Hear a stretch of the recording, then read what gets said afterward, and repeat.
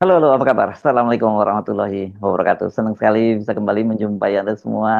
Apa kabar? Wah, nggak terasa ini ya Ramadan Mhm, sudah mau menjelang akhir. Tapi saya tahu bahwa situasinya memang banyak ini tidak menentu ya. Dan tapi tetap mhm. saja namanya ritual mudik. Saya kira udah banyak yang pulang mudik nih.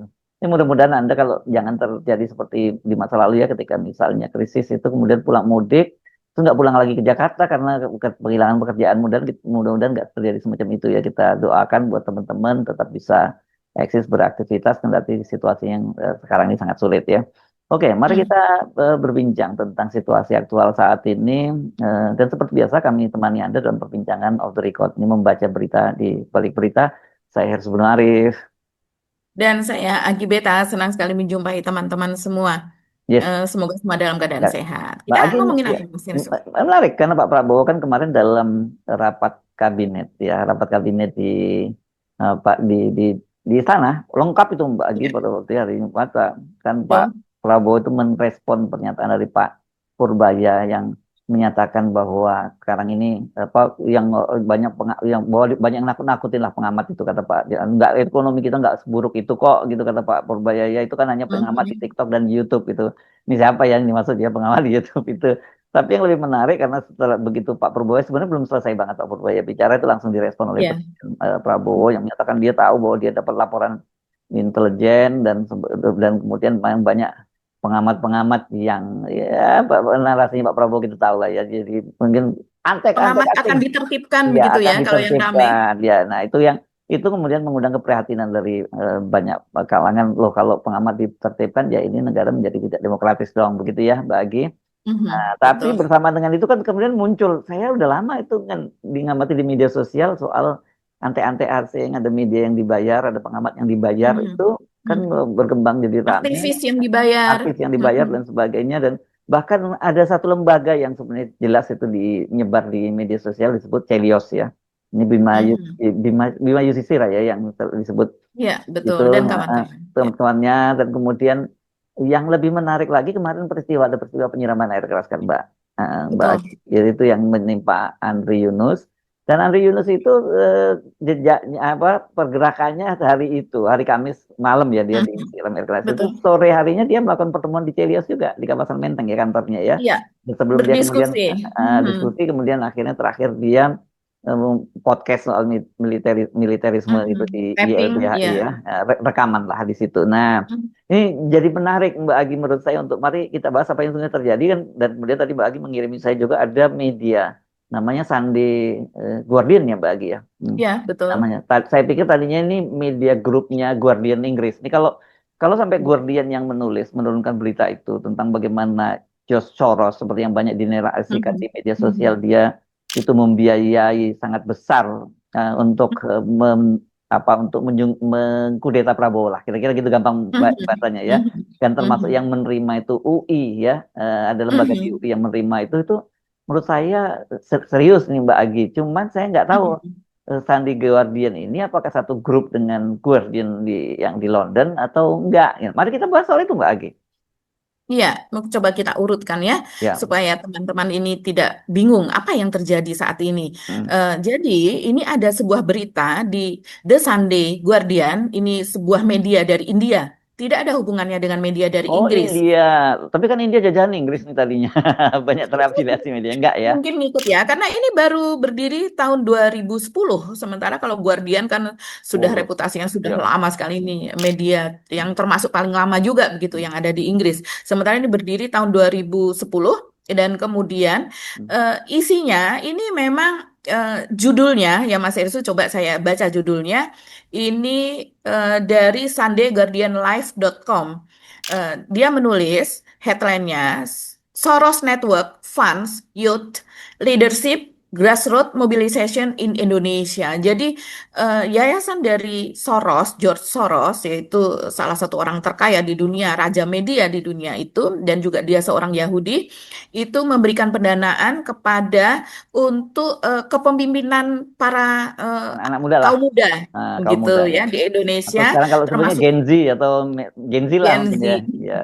Betul, ya, dan juga apa sekarang yang nanti beberapa tahun kemudian sudah masuk dewasa juga Gen Alpha begitu ya. Mm, mm, Dan juga dana itu untuk grassroots mobilisasi di Indonesia. Jadi untuk memobilisasi grassroots yang ada di Indonesia ini dalam soal demokrasi begitu.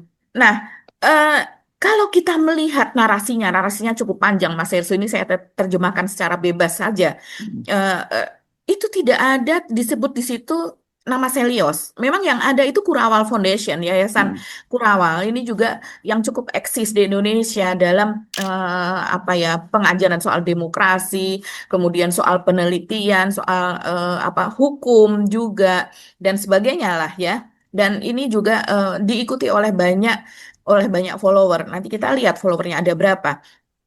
Tapi kalau seandainya kita melihat saat ini yang digoreng oleh buzzer, mm, ini seperti ini kita sudah diinfiltrasi oleh Yahudi, begitu ya, mm, mm, dan baru saja diinfiltrasi seolah-olah begitu, seolah ini adalah kejadian baru. mm, Padahal kalau kita melihat, memang Mas Hersu, tanpa saya membela bahwa Yahudi boleh masuk ini dan mereka kemudian mendikte kita apa dan sebagainya. Bukan seperti itu. Tapi ketika kita berada di media, kita tahu banyak sekali ya teman-teman media itu yang mendapatkan beasiswa mm, misalnya dari British Foundation, kemudian Ford Foundation, kemudian juga dari yayasan-yayasan filantropi milik mm, milik taipan-taipan dunia gitu mm, ya, para globalis apa dan sebagainya. Itu banyak sekali sebetulnya.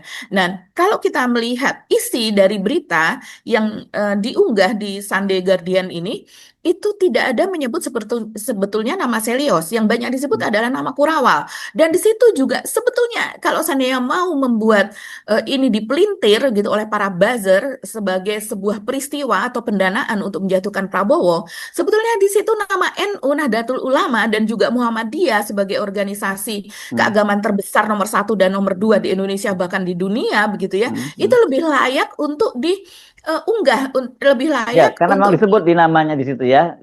Bahkan betul-betul disebut Mas Hersu dan mendapatkan pendanaannya juga lumayan besar. Tapi kenapa malah yang pasti yang disebut adalah Kurawal Foundation karena memang disebutkan di mm, situ mm, sebagai mm. sebuah kebocoran dari proposal Ini Kurawal Kurawal nih Foundation. Madri Supriyatma ya. Ini dulu wartawan Ya, Tempo ya yang iya, sempat tinggal pengamat di Amerika. juga, Mm, penulis ya, berbagai mm, macam artikel begitu tentang politik, ekonomi dan sebagainya. Dan kemudian mana nama Selios itu dimasukkan di situ. Memang Selios ini saya lihat belakangan ini peneliti-peneliti mudanya di segitu betul jitu sih Mas Hersu kalau saya mm, melihat. mm. Teman-teman, adik-adik begitu ya, anak muda kalau mau belajar tentang data begitu dan juga tentang imajinasi bagaimana sih, oh iya nih bagaimana kalau begini, bagaimana kalau diteliti sesuatu yang sebelumnya kita tidak tahu bahwa itu bisa dijadikan angka dan data gitu ya. Sebelumnya kita menyangka itu adalah eh, eh, apa kualitatif gitu ya. Mm. Ternyata bisa menjadi kuantitatif begitu. Nah, coba saya bacakan Mas Hersu beberapa saja dari apa yang ditulis di Sunday Guardian tadi. Ini terjemahannya saja dibacakan ya. Open Society Foundation, sebuah jaringan filantropi global yang didirikan oleh investor AS George Soros, Hmm. telah menyalurkan pendanaan yang signifikan ke dalam program-program masyarakat sipil dan demokrasi Indonesia melalui Yayasan Kurawal, sebuah lembaga perantara filantropi yang berbasis di Jakarta yang mendistribusikan hibah kepada kelompok-kelompok masyarakat sipil di seluruh Asia Tenggara dan global selatan. Dan kemudian diteruskan, dokumen perencanaan internal yang bocor dan ditinjau oleh publikasi ini menunjukkan alokasi anggaran multitahun yang diusulkan Kurawal Hmm. untuk tahun 2026-2028 2028 berjumlah 1.800.000 US dollar. Kalikan saja 17.000. OSF, yaitu Open Society Foundation tadi, menyediakan 80% dari pendanaan tersebut, sementara Yayasan Demokrasi Taiwan, sebuah organisasi yang berbasis di Taipei yang didanai oleh pemerintah Taiwan dan mendorong program-program promosi demokrasi secara internasional, menyumbang 20% sisanya. Anggaran tersebut mendukung beberapa bidang, termasuk mobilisasi akar rumput, tadi grassroots tadi ya, dan pembangunan komunitas dengan alokasi sebesar 500.000 dolar, penguatan kepemimpinan pemuda dengan tambahan 500 dolar, pemantauan proses pengambilan keputusan 500 dolar, dan keterlibatan dengan kelompok-kelompok penting seperti aktivis akademis dan pemimpin agama dengan 300.000 dolar. Ini pembagiannya seperti itu. The Funding Alliance, maaf tadi dalam bahasa Inggris ya. Ini dalam bahasa Indonesianya sudah diterjemahkan. Pendanaan ini sejalan dengan rencana strategis Kurawal 2024-2029 yang berjudul Membangun Jembatan, Mengisi Kesenjangan, Memperkuat Masyarakat Sipil untuk Demokrasi yang Bermartabat dan Berbudi Luhur. Jadi itu proposalnya yang diajukan dan kemudian mendapatkan pendanaan dari yayasan milik Soros tersebut.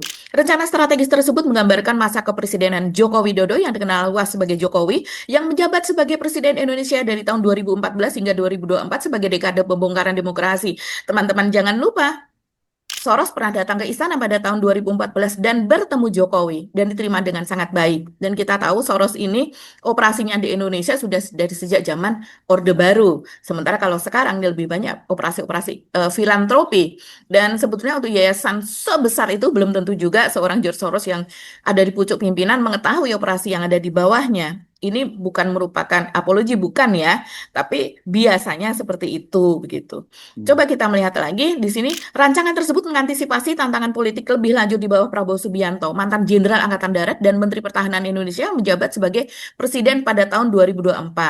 Ini lebih kepada opini si penulisnya. Dokumen tersebut menyebut periode mendatang sebagai Raja Abu bersiap untuk tahun-tahun Prabowo, The King of Aces begitu. Nah, ini yang dipersoalkan. Kenapa Prabowo disebut sebagai The King of Aces gitu, atau Raja Abu? Strategi ini mengusulkan beberapa pendekatan termasuk mempromosikan perbedaan pendapat dan perlawanan, memperluas keterlibatan masyarakat sipil dalam proses politik, dan memperkuat kelompok-kelompok sipil melalui apa yang disebutnya sebagai pendekatan ekosistem yang berarti koordinasi di antara berbagai organisasi masyarakat sipil. Jadi masyarakat sipil itu saling terkoneksi satu sama lain dalam program-program tersebut juga. Dan kemudian coba yang berikutnya, rencana strategis ini menguraikan 5 jalur. Jalur-jalur tersebut meliputi pembentukan kondisi jangka panjang untuk konsolidasi masyarakat sipil, merebut kembali ruang politik yang diperebutkan di tingkat lokal. Ya, kalau saya rasa perjuangan demokrasi seperti itu tidak hanya di Indonesia, bahkan di Amerika atau di negara-negara Afrika atau di negara-negara yang demokrasinya memang belum berjalan. Banyak isi negara yang masih monarki apa dan sebagainya, demokrasinya tidak terlalu berjalan, tapi pemerintahan dilaksanakan dengan good governance gitu, dengan clean government. Jadi misalnya pajak diberikan itu bukan untuk dikorupsi oleh eh, oleh orang pajak dan juga mereka tidak berkong kali kong apa dan sebagainya memperkaya diri sendiri begitu ya. Tapi di sini kan berbeda. Saya lanjutkan, 5 itu tadi adalah membangun narasi yang mempromosikan pluralisme dan tata kelola demokrasi, memperluas keterlibatan warga di Papua, dan menghubungkan jaringan advokasi demokrasi di seluruh Global South, jadi dunia bagian selatan. Papua merujuk pada wilayah paling timur Indonesia, tempat pemberontakan separatis yang telah berlangsung lama dan masalah hak asasi manusia telah berlangsung selama beberapa dekade. Jadi dokumen menunjukkan bahwa keterlibatan Open Society Foundation ini di Indonesia telah dikelola melalui program Asia Tenggara sejak tahun 2020, dari sejak zaman Jokowi. Setelah berakhirnya hubungannya dengan Yayasan Tifa, sebuah organisasi pemberi hibah masyarakat sipil di Indonesia. Kurawal sebelumnya telah menerima hibah OSF pada tahun 2021 dan 2022 untuk program respon COVID-19 yang bertujuan untuk mendukung komunitas rentan. Jadi rencana strategis ini juga mengutip strategi APRO Asia Tenggara 2021-2024 Indonesia. Nah, kemudian coba kita lihat ya, yang berikutnya itu kita tinggalkan saja paragraf tadi. Dokumen yang ditinjau oleh publikasi ini juga mencantumkan beberapa hibah yang diberikan melalui Kurawal kepada organisasi mitra. Coba siapa saja nih organisasi mitra yang juga mendapatkan hibah tersebut. Di antara inisiatif spesifik yang didanai melalui Kurawal adalah program Nahdah, atau jaringan untuk memajukan martabat manusia dan harmoni demokrasi di antara pemimpin Muslim. Proyek ini memberikan hibah sebesar 1.600.000.000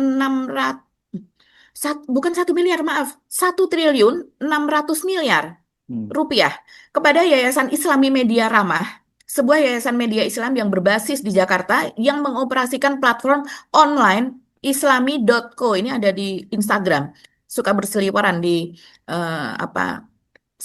di akun saya.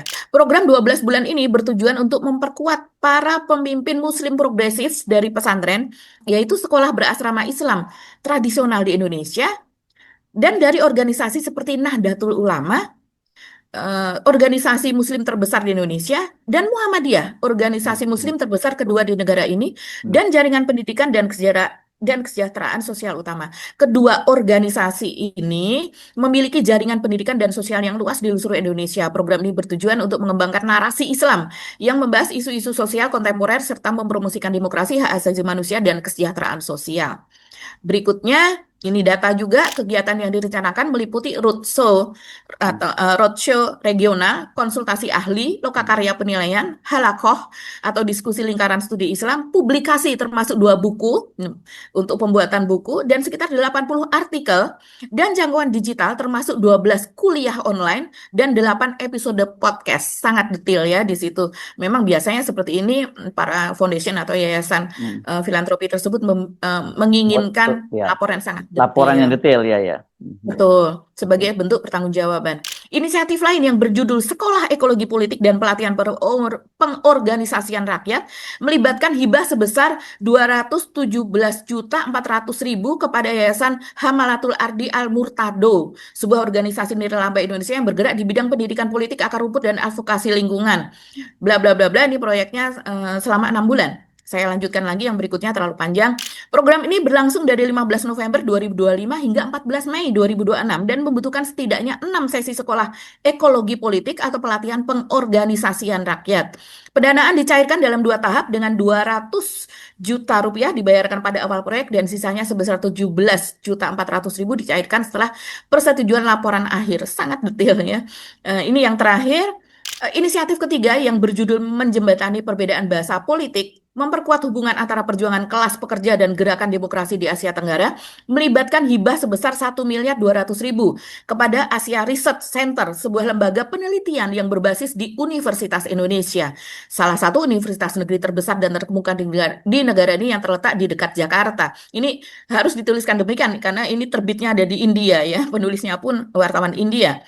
Proyek 6 bulan ini berlangsung dari 1 September sampai 2025 hingga 28 Februari 2026, berarti baru saja berakhir, dan mendukung kegiatan penelitian dan implementasi berdasarkan proposal dan anggaran yang telah disetujui. 90% dari pendanaan sebesar 1.080.000.000 dicairkan setelah penandatanganan perjanjian, sedangkan sisanya sebesar 120 juta dicairkan setelah penyerahan laporan naratif dan keuangan akhir. Tidak ada nama sales di situ.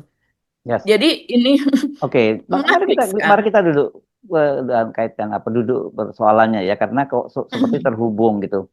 Apakah juga pidato Presiden pada rapat paripurna kabinet itu juga bagian itu mengacu pada ini, karena Pak Prabowo kan menyebutnya dapat laporan intelijen. Sementara kalau Betul. ini kok banyak sekali dikelola oleh buzzer, padahal kan kita selama ini setahu kita itu ya Mbak Agi, kan Pak Prabowo nggak main yang buzzer-buzzer begini nih. Apakah sekarang udah berubah, mulai memainkan buzzer juga? Itu kan jadi pertanyaan juga kan gitu. Pak Prabowo tidak main, tapi bagaimana dengan sekelilingnya?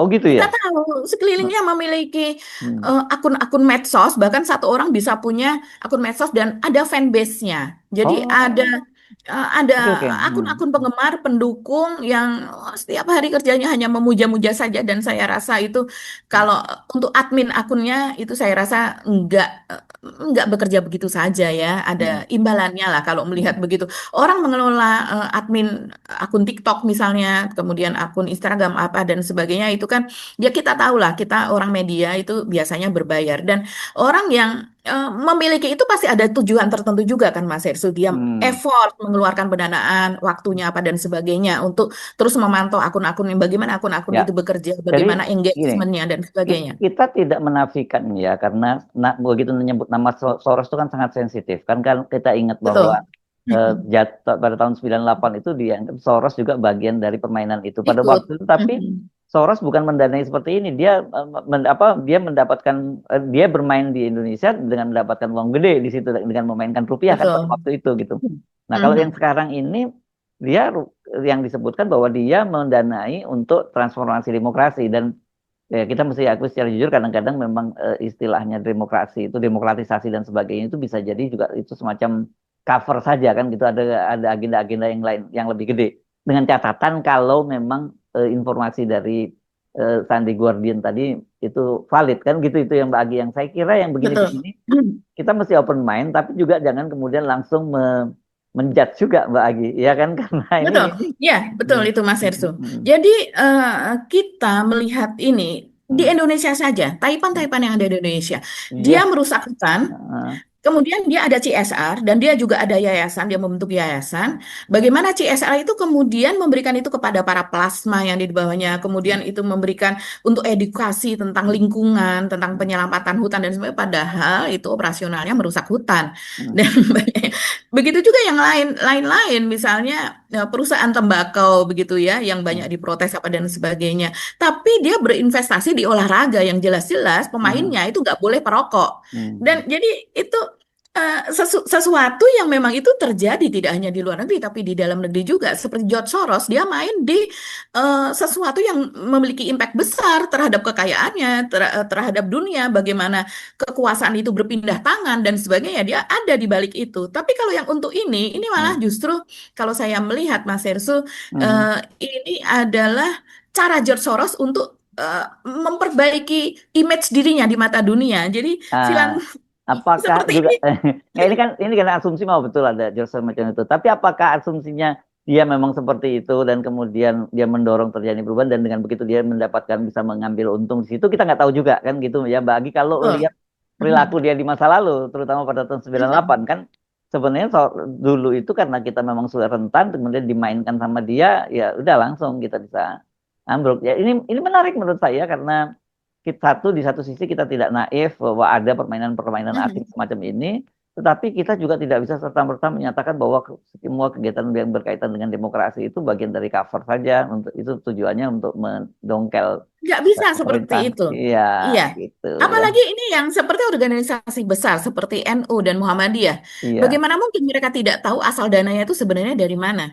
Aha, oke. Orang-orang pandai yang ada di sana loh, Mas Herso. Iya, iya, iya. Ya makanya itu menurut saya dalam hal ini kita jangan terlampau juga terlalu terbawa narasi para buzzer. Saya lihat juga ada Tentu, beberapa iya. YouTuber yang Mhm. followernya udah gede, yang subscribernya gede juga Betul. udah ikut menggoreng ini Mbak Agi gitu.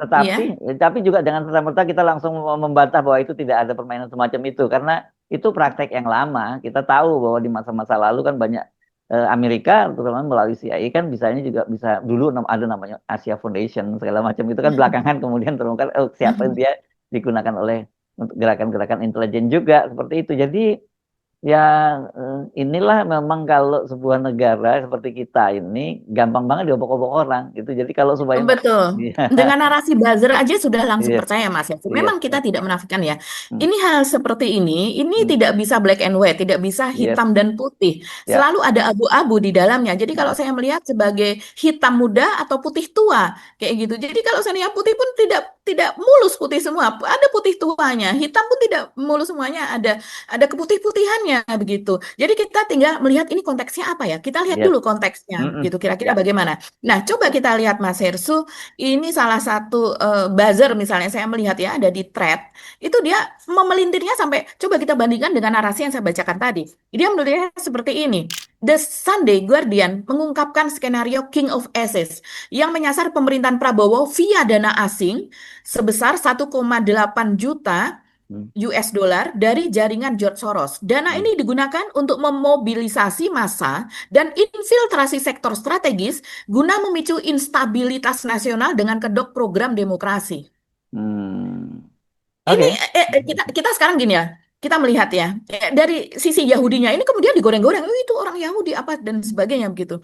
Oke, jadi artinya ini buzzer ini mengatakan bahwa ini hanya untuk memanasi orang untuk iya. melihat Tapi mereka yang di dalam itu.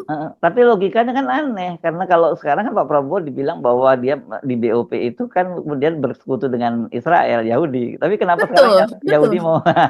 Nah, tapi Iya, Di satu sisi Dan memang kalau kita lihat ya, jejaknya, Mas Hersu, ya. lihat jejaknya, Prabowo ketika masih menjadi Menteri Pertahanan tahun 2024, Hmm. dia dilantik bulan Oktober, dan pada bulan Agustus sebelumnya dia sudah bertemu di sebuah perusahaan kabel yang ada di Batam. Kalau kita masih ingat, kita juga mengkontenkan waktu itu, Oh, yang ikut Bloomberg ya. meresmikan, Oh, iya, yang Bloomberg. Oh, Rothschild, Rothschild, ya. sorry ya, Rothschild. Ya, ya. Nathaniel Rothschild itu milik Nah. itu. Ini memang Nathaniel Rothschild ini salah satu Oh, kalau globalis, salah satu ini pemain taipan dunia. global ini, main sejak perang Luar biasa. keluarga ini sejak Mhm. perang Dan dunia udah main dia, gitu ya. udah Ya. sejak abad ke-18, dimulainya dari Jerman dan kemudian berkembang.